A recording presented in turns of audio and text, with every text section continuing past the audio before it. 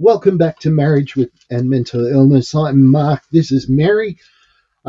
We're talking today about a subject that I touched in the podcast, not this week, but last week. And it was specifically talking about the response that we've had to lots and lots of different comments on social media and questions that have come up to us that talk about people not thinking that they think that their family doesn't care. That's right. So their family and friends aren't really on board with their mental illness. Now, it's interesting to me because you seem to feel that the question has more weight for you than it does for me. Like, I see it affect you. So you'll read a post or a question or a comment, and it affects you, and you really, really feel it. Well, I do, but I'm also looking at it. I know we talk about this, these conversations are about my perspective as a carer, and they are, and you as a sufferer, but I like to think that I can also step back from the situation and see it for what it is from the whole picture. Yep. So from the person who's suffering then, and then from them seeing their family members and friends in a position of not caring and why they would perceive it that way. Okay. So what are your initial thoughts? You clicked onto the interwebs, you've typed up something, you've seen a question come up. My family doesn't understand, nobody seems to care. What's your first thought when you read something like that? I have two thoughts. The first one is legitimately some people are going to struggle with caring about a person with mental health issues. Yep. Primarily because they do not understand. Yeah. And you can't, even as a sufferer, you can't expect that everyone in your life is going to understand what it means for you to suffer with mental health issues. Yeah. Unless they've experienced it or it's touched their life, they really aren't. They're never going to have that grasp and depth of understanding that they need to. So yes, there will be people in your life who do not get it, and they never will. And perhaps they are being a bit of an arse about it and being a bit rude and uncaring and unsympathetic. Sure. And the second thought? And the second thought is just always keeping in mind that as a person who's suffering, there are times when you're suffering that you can really just come across like you're mean, angry, and you hate the world. And to a certain extent, that's very true. But to people who are watching you, that's all you seem to be. Yeah. All the time. Because it's not like you just suffer for like 5 minutes and you're over it. It's not that simple. Sometimes it can go on for weeks, days.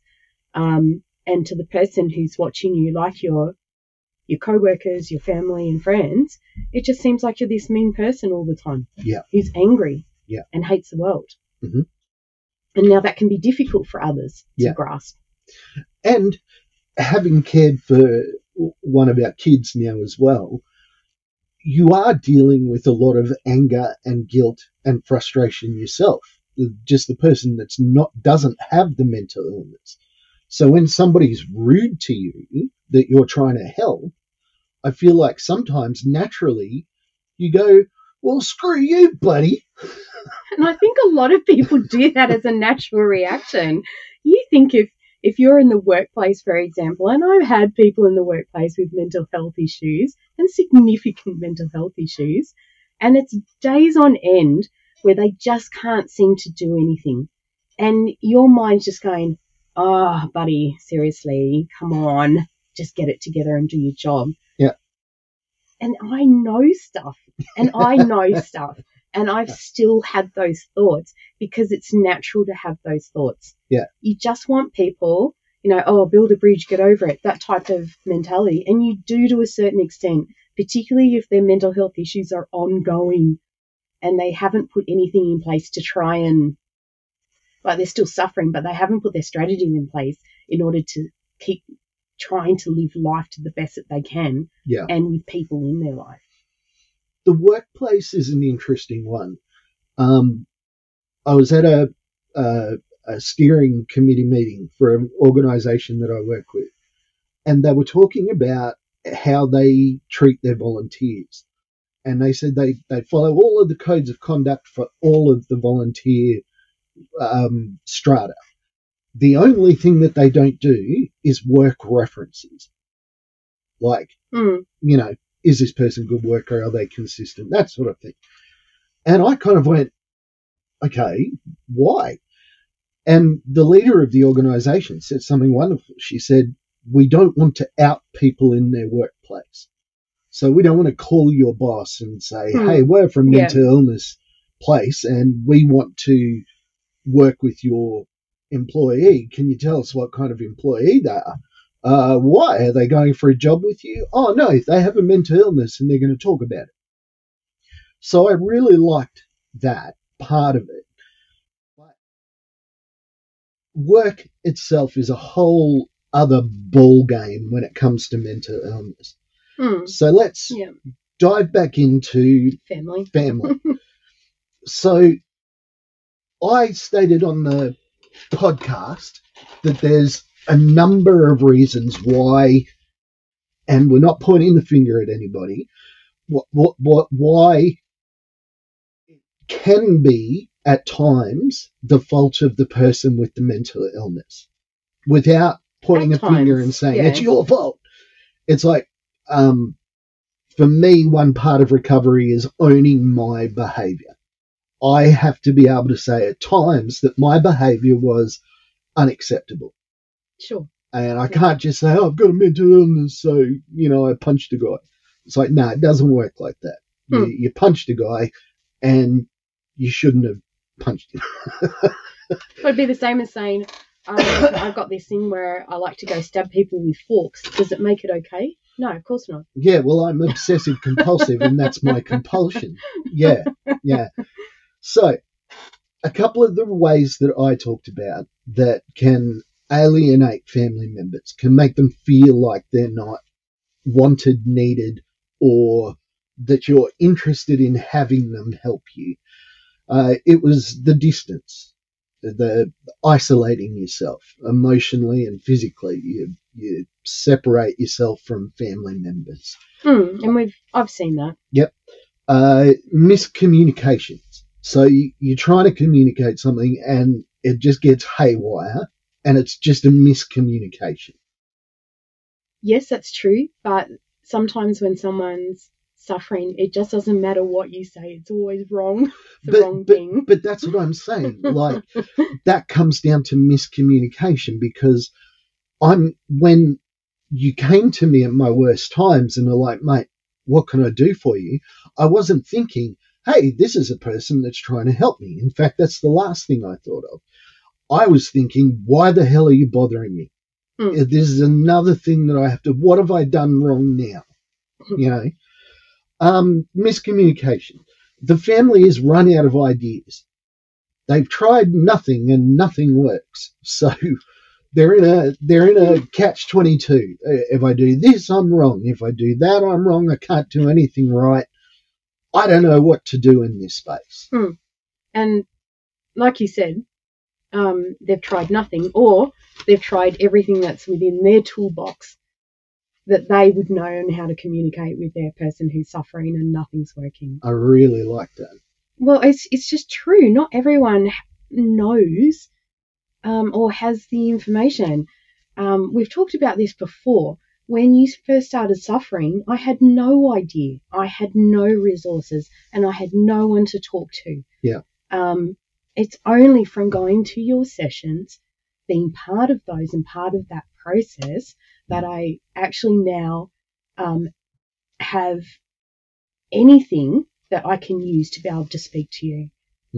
I like that. They've used all the tools in their toolbox. It's such a great analogy because they've been human people. They've done everything in their power that they know to do.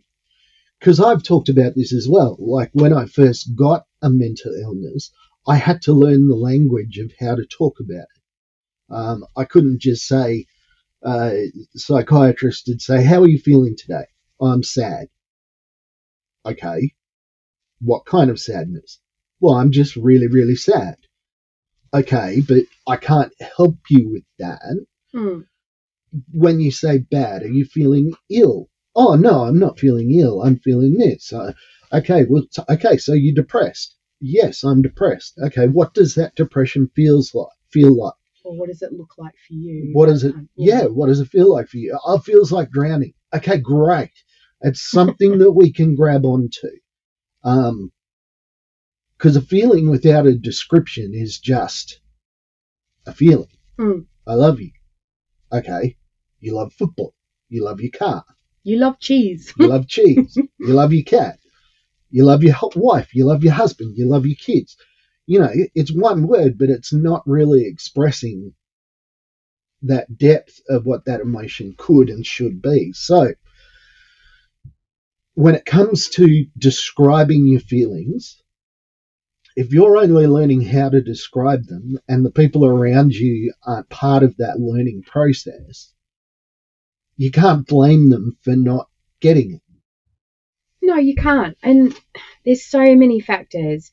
People in your family are going to talk to you as they've always tried to talk to you, because they do know you. They do, because if you've been in their house, if it's your parents, and they know you from the person who you used to be, not the person who's probably in front of them who's suffering. And it is a different person. Yep. You're still essentially you, but it's different. And it's the worst parts of yourself that come out. And they wouldn't know what to do with that. So they're trying to reach you based on the person that you were. Could you equate it to, and we've got now 3 of them going through puberty, could you equate it to something like that? They're still the same person, but things have altered in their lives, their circumstances have altered, so now we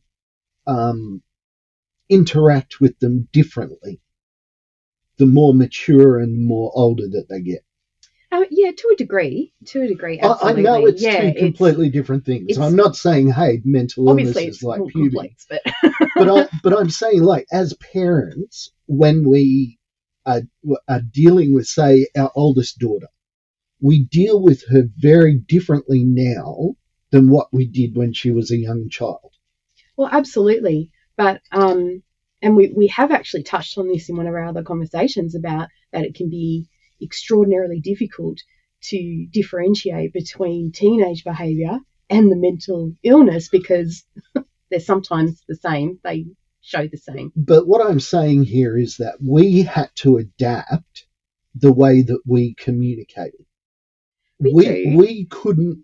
I couldn't talk to our oldest daughter the same way I did when she was 4. And that's all I'm trying to say, is we can't now come to our person with a mental illness and go, I'm going to treat them exactly the same way as they were before. Now, again, we've still got to understand that they are using all the tools in their toolbox. So what I'm trying to advocate, what I'm trying to help the person I'm speaking to now is the person with the mental illness.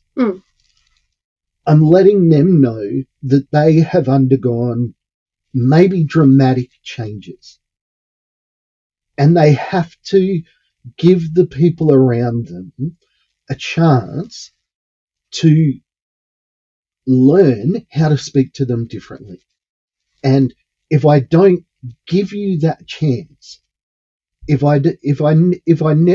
you came to me and said, I want a shorthand for how you're feeling, and I went, no, this is how I feel, deal with it. Yeah. And it was hella tempting. Do kids say that anymore? I don't know. It was uber tempting to say that at times. Why do I have to explain this again? Didn't I explain this to you yesterday? It's like, yep, but your face still looks completely blank. I have no idea if today is any different from yesterday. So the person that I'm speaking to is the person with the mental illness, because it is so hard to understand that the people around you are actually trying to help you. Because in your mind, everything is attacking you, including the people around you. All they're waiting for, the same as your mind, is they're waiting for you to screw up so that they can hurt you. I mean, remembering that sometimes people aren't coming to the party. But I think really what the takeaway is just like any relationship needs to be 50-50. So the person who's suffering needs to have that 50% buy-in, and that's with the communication as well. And so does their family. They need to meet them halfway. You need to meet each other halfway at all times. You can't have this expectation, I'm suffering, so therefore everyone must accommodate me. Of course. And what I'm saying in support of that is that is so hard to see. When you're inside your pain, you feel like you're giving 100%. Let's take, for example, the hardest conversation I've ever had with you in the history of our marriage. We're about to have a second child. You said, I can't be a single parent again. Okay? Single hardest conversation, words I've heard out of your mouth, without a doubt, ever. Because I knew that I had failed in that moment. And up until that moment, I didn't realize how badly I was failing. So you've got a person on the internet that feels like they're giving 100%. They're going to therapy. They're taking their pills. They're going for walks. They're including you. And still, they've not made the grade. And what I want to try and do is to say to the carers, hey, yes, it's mega important for you. But at the same time, it's also important for the person with mental illness to realize that even though they feel like they have no impact in the world whatsoever, they do. Because it wasn't, at times, it wasn't like I was mad at myself for hurting you. I was mad at myself because I wasn't the man that I wanted to be for you. Okay. So, I'm sitting there. I feel dejected. I feel like I'm trying the best that I can. But my loved ones around me are frustrating my efforts, I feel. Okay? So I feel like my family is actively working against me. How do we counter that feeling in a productive way? What could I have done, or what did we do that made that easy for you? Oh, easy is a funny word. I mean, it made it doable. It made it not impossible. The not impossible was having a shorthand in knowing where you were at. Yeah. And then the acceptance on my side and that decision to not be there with you. Okay, so how did we come to that? How did you come to that? We came to that actually through going through 2 sessions. So the shorthand came from sessions. Yep. And a lot of sessions. So it was right at the end there that we decided that. And it actually came up in the session itself, and we talked about it and how we were going to talk to each other. Yep. And that's how we developed how that was going to work with the therapist. So I guess it would be fair to say then that in our case, having that therapy, and it wasn't together, it was my therapy sessions. Yes.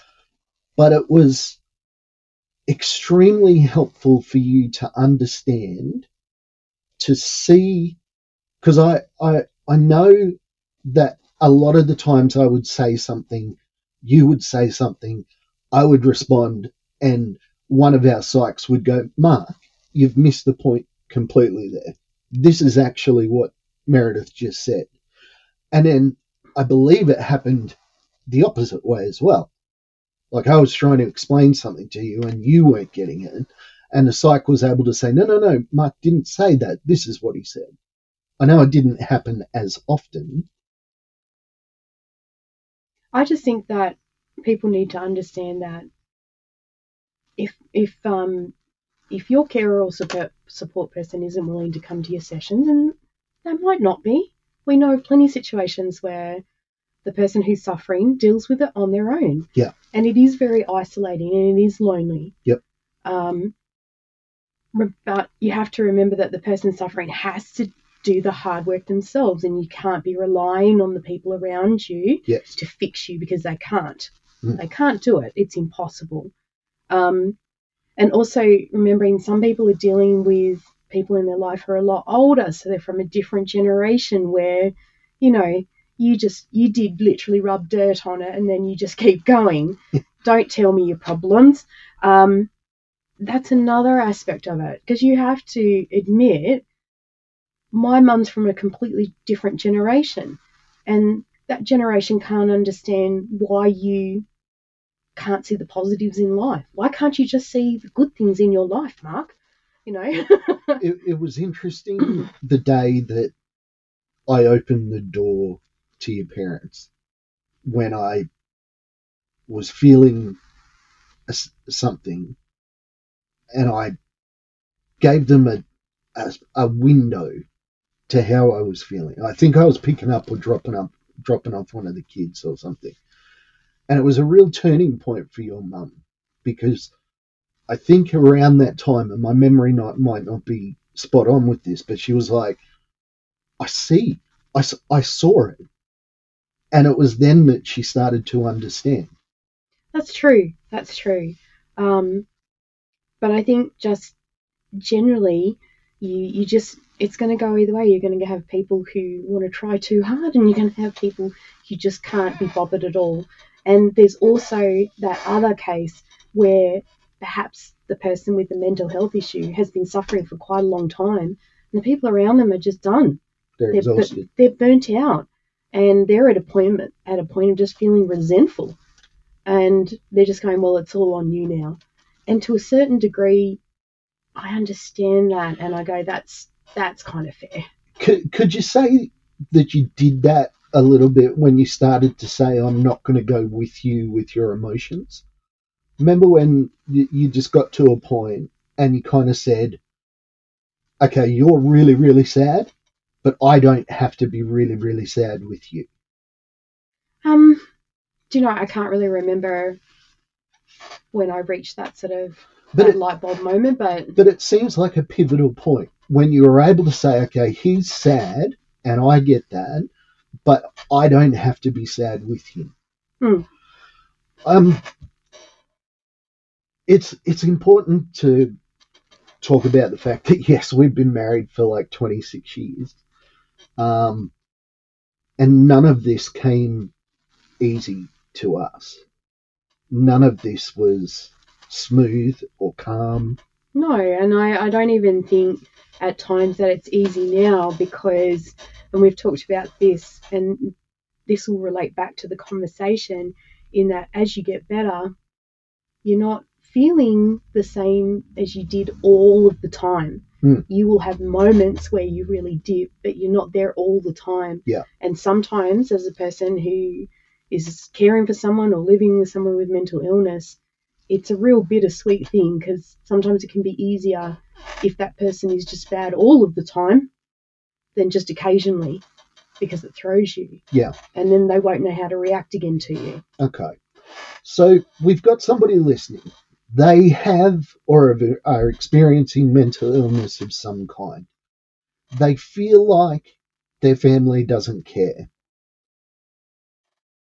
How do they go about identifying or choosing somebody and inviting them into their recovery process? I think despite them having a mental illness, they'll know someone in their life, even if it's a friend, who's always been supportive. Always. And I think if the person is honest and approaches them like that and just saying, I'd really appreciate it if you could come to some of my sessions. Yeah. To support me. Just knowing that it's also fair if they say no, It's hard to go to sessions. It's hard to be part of the process. But I know it takes an amount of trust. And you and I were great friends even before we got together. And that friendship has continued on. So there was a massive level of trust. But I guess what I'm thinking is that your psychologist is going to be in on the process. So you don't have to just rock up with a random person one day and say, psychologist, this is my support help carer. They're going to take over the responsibility. If you've chatted to your doctors, your psychs about it, hey, I've got somebody that wants to support me. Can we bring them into a session so that you can help them understand me better? It's not this blind process of just, hey, here's a random person. It can be part of your process. Because I know there were times that you would sit in for the whole session, and there were times where you would leave early, or I would leave early, or somebody would leave early. So it's not like, it was just once and done. There was a process. There was a lot of thought that went into it. And you'd always do that process under the advisement of your therapist. Yeah. And what they feel would be best for you, particularly if you've already started seeing them. If you haven't started seeing them yet, go and see someone. Yeah. Please go and see someone. And then start having that conversation of how you navigate people and how you put those strategies in place to navigate it and navigate your family, and how can you start talking to each other. Yeah. And can someone come to some of your sessions? And that's going to be the place where you're going to figure out if you've got a good therapist or a really poor therapist. Yes. Because if you say to your therapist, I feel lonely, and they go, okay, well, let's talk about how you feel in the mornings, instead of going, okay, let's talk about this loneliness. Do you have people that are close in your life? Do you have this? Do you have that? They'll be the ones that will be able to help you to identify better the people that you should have in your life. And to what extent they should have influence in your life. Yeah. But I have to say, for the most part, with the stories that I've heard of people who are sufferers and they've then come out the other side, their recovery is 100% them. I know you give me a lot of credit, but these people have gone through the hard places themselves and have come out the other side. And they've put in a remarkable amount of strategies. They've put in positive things into their lifestyle. And they're the things that help get them through. And that consistency in the routine. I look at it like this. I was climbing a steep mountain. I had to climb it myself, but you were the lighthouse at the top. You were the thing that I was climbing towards. You were the motivator. You were the one that, on my darkest moment, when I honest to God, thought I was going to die in that ambulance, you were who I thought of. And that's the way I think of it. It's like, yes, you couldn't carry me up. You weren't a stretcher. You weren't giving me piggybacks. But you inspired me and you encouraged me. You've never done mountain climbing, proper mountain climbing. One of the things that happens when you climb is the most experienced climber goes first, which seems weird. It's like, what? Why would they go first? Because they blaze the trail for you, and they're above you, and they call down. They let you know what you should do. So, I think about when you're on an overhang, and you're going to have to let go to reach a handhold, and you have to have complete trust in that person above you to be able to say, there is a handhold, and I know there's one because I've seen it. That's what I saw you as. Not as an elevator or an escalator or something like that, but as the person that would help me navigate when I was having trouble. And inspired me to get to the top. So I just want the people to know that it's also okay if you don't have that person. Yeah, It's harder. I don't know how they do it. Honestly, anybody that has had to go through this thing without you, I feel sorry for. I really do. I don't know how they did. I don't know what I would have done without you. I honestly think you would have sorted it and you would have navigated it. Would you have done it probably as efficiently or as well? Perhaps not. Maybe. So I have greater faith in your ability than you do of yourself, but that's a different thing altogether. Yeah, no. When I gave up, I'd given up, and you were all that was there. But for a lot of people out there, they don't even have that.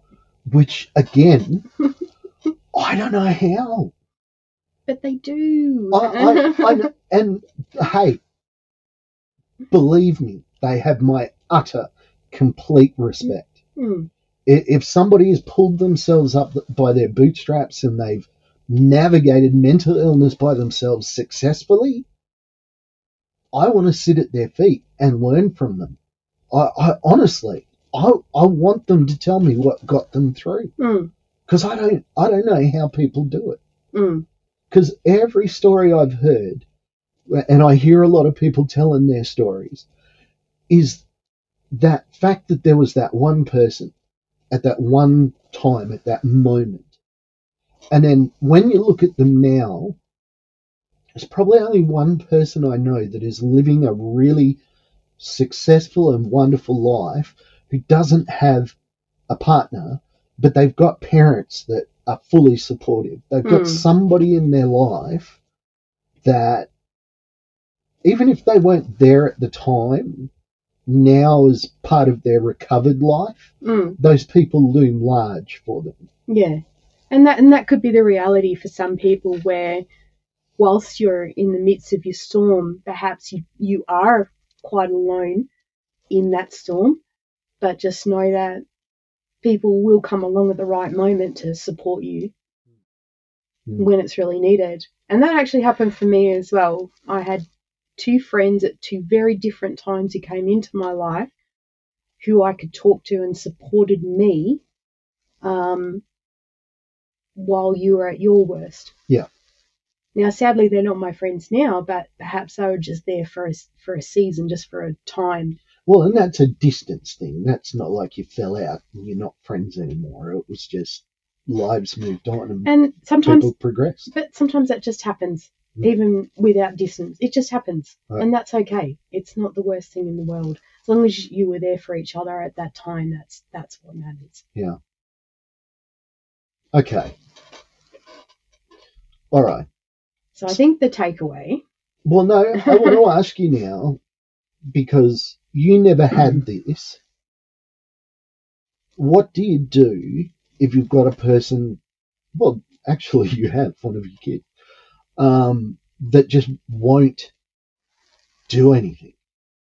They've got a mental illness. They know they've got a mental illness. They won't take their drugs. They won't do this. They won't do that. What would your advice be to a family member that's doing that? Well, you can't make anyone do anything, and that's the frustrating thing.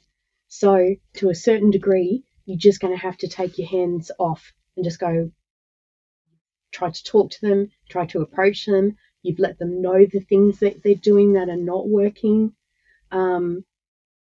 If you've done your absolute best, you're just going to have to take your hands off a bit. What if, and I won't use their name, what if Magoo just flat said one day, I'm not taking my medication, I'm not doing anything, you can't help me, leave me alone? I don't know if it's in us to be able to cut them off completely. I'm not talking about cutting them off completely. No, I'm just saying if it just got to that point where we were like, we've tried everything and you won't even do the slightest little bit, at what point do you say this is becoming unhealthy? well, I'm pretty blunt. And so I would just call it as it is and tell them exactly what I'm thinking. But I've always been that way with them. I've never pulled any punches, and I've always been honest.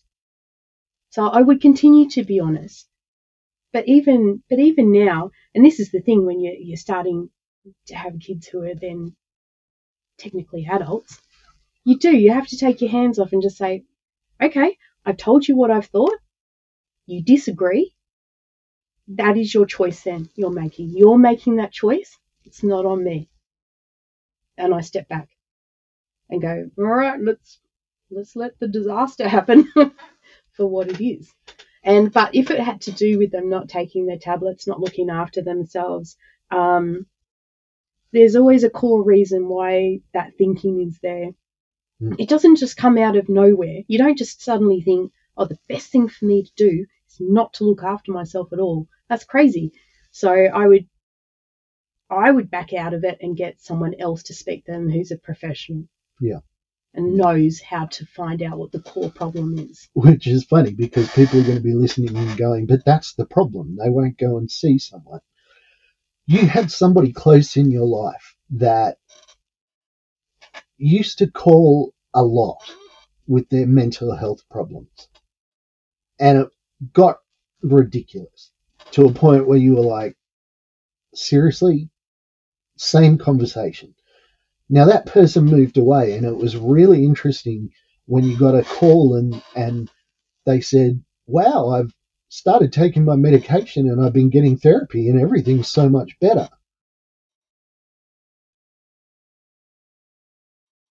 You letting go emotionally was part of that process, wasn't it? Just they're going to get the help that they need. Because sometimes people just have to go through or hit the bottom before they're willing to do better. But it's not on you either. If someone decides that they just want to be their mental illness and nothing else, that defines them as a person. There's nothing you can do. You can't be there with them. You can't exist in the place with them. Yeah. And if they choose it, that's where they have to be. You can't go there. They have to just sort it out on their own. And if they're an adult, even more so. Yeah. They can't just claim, well, it's all, and I realise that it is often all too much and all too hard. But, what are your reasons? Why do you want to just live in that place? Yeah. Why don't you want to be the best for yourself? And that's the question that I would have asked you. Yeah. It's interesting because I'm thinking about our personal situation with our oldest daughter. And I know that there is times where I've had to completely disengage from her emotionally because it was affecting my mental health. Thankfully, she still had Mum. She did, and she listens. I can't even believe she listens to me. It's just quite the craziest thing in the world. And I'm grateful. I am grateful for it. I am. But there's still a point at which you can only feed the information. And if they choose not to take that information and act on it appropriately, then you have to just go, oh, well, I tried my best. Yeah. And that's the same for anyone out there who's caring for someone with mental illness. You can only try your best, but not to the point of self-sacrificing yourself at any point. Yeah. Where you can't live your life, because that would be the last thing you would want for me, in not being able to live my life because of your mental health. Yeah. Imagine if I didn't feel like I could go out and do some gardening or do some woodwork or something. Then I'm absolutely doing nothing for me. Yeah. And it's a hard one because I want the people who are living with mental health to have the best life that they possibly can with it and navigating it, which is so hard. But I also want the people in their life to care and love them, but to a point. I think that's actually been easier for me as our oldest daughter's gotten older, in just saying, well, she's made a choice. it was much more difficult when she was 4 for me to go, well, she's made a legitimate choice. I just go, you can't do that. But now it's like, well, mate, you're going to make decisions which are terrible, but I don't buy into them emotionally as much as I would have when she was young. I don't know. Maybe I'm a terrible father. No. Let's just abrogate all responsibility. I do want to say in any of these conversations that if your person with mental illness is abusive physically, or you feel in danger, or you feel like they're going to hurt you or hurt themselves, don't tolerate it. Don't put up with it. Do something about it. Abuse is abuse. Mental illness is no excuse. If you have a person in your life that has a mental illness and they are being violent or abusive, you need to have that situation end. I'm not saying that, you have to kick them out on the street, make them homeless. But seriously, if you need to get the police involved, if you need to get the hospital, the ambulance involved, you do it, because you deserve to be safe. And that's whether they've got a mental illness or not. You have to be safe.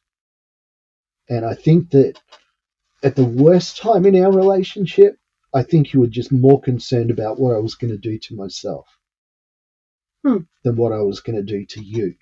No, absolutely. But everyone has their point, don't they? They do. And it's interesting. Did you read that thing that I emailed you the other day? Yeah. That little thing. What did you think of that? I liked it. It was very intense. It's very intense. We had to write a proposal for something that's coming up, and I wrote about a situation. And for me, when I look back, and it was the morning after I had tried to take my life. The psychiatrist said to me, Mark, your wife doesn't want you to go home. And my world crashed. And you were right there in that moment, and you said, no. That's not what I said. I just want to I don't want a person at home who's not going to be safe. But we didn't realise how much had gone on in my heart that night, that moment that I thought I was going to die, that now I don't want to die. And I don't think either of us understood how much of a change that was going to bring for us. Because no one can live in a situation where someone is potentially always going to threaten to take their life. You can't live that way. Yeah. And that was why I was saying that, because if you're at that point where you can be safe and try and live with me, then I couldn't live with you. Yeah. Or have our children in that circumstances. Yeah, it's unfair. And imagine having to find a body or something. I can't. I mean, you've come close. I can't even imagine what that would feel like. You can't live that way, and I just want people to understand that. And even if they're not trying to always take their life, you can't live in a situation where it's constant misery 24/7. Yeah. And it's relentless. Can't live that way either. It's not real, and it's not fair to anybody. I like it. Yeah, it's on that positive note. Kicking goals. It's no wonder, though, that the vast majority of people that are homeless have mental health issues.